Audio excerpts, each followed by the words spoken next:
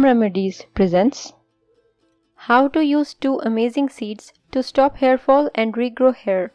Many of you might not know, but black seeds or nigella seeds are great for your hair.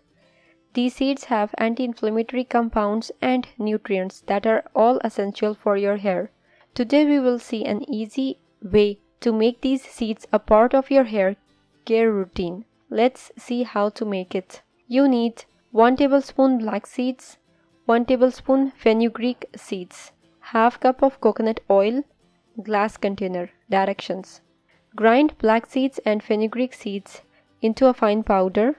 Now put this powder in a glass container and add coconut oil in it. Mix the ingredients thoroughly and now close the container and let it infuse for 2 to 3 weeks. Keep stirring the oil every 2 to 3 days and after 2 to 3 weeks strain it. Apply this oil in your scalp for 30 minutes and massage your scalp. Use it once or twice a week for best results.